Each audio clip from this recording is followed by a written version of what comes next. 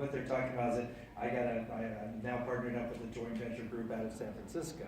I've got an equity group that I'm now partnering up with. So they're finding other ways, not going to the banks. They're going and finding other opportunities to raise the funds and to then be able to offer it to their clients. But that's what my guys are doing. So do you have anything to add, especially from that rich pocket in the Bay Area? No, similarly, our group also, like right now, all my listings are sold. I don't have any more listings, and I have at least 20 buyers that I'm looking for properties, and I can't find the properties. And I would say 80% of them are all cash. They're all cash. So we're seeing right now in New York, a lot of the money is coming from Asia. They're not using domestic money, and that's a big change.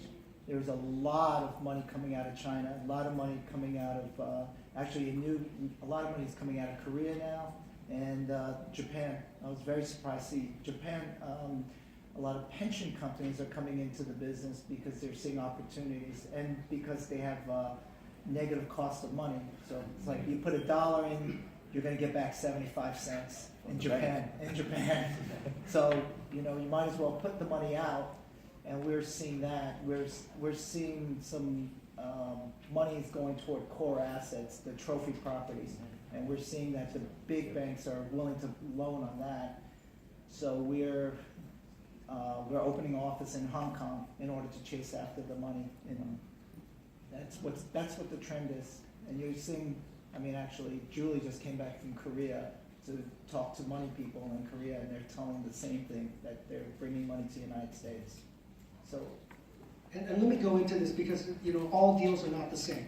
So when they're talking, I think we're breaking it down to institutional deals versus retail, local market deals. So let's define that a little so you understand, because when they're saying this, you feel like, oh my gosh, we can't do any deals.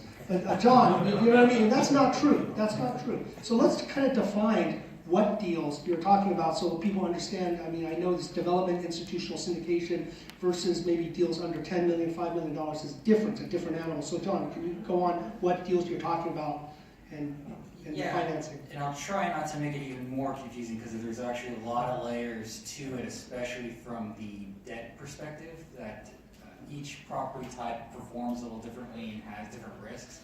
But in a big nutshell, we kind of divide it between multifamily and then everything else being generically commercial. And then from there, if you were to draw some kind of grid on a big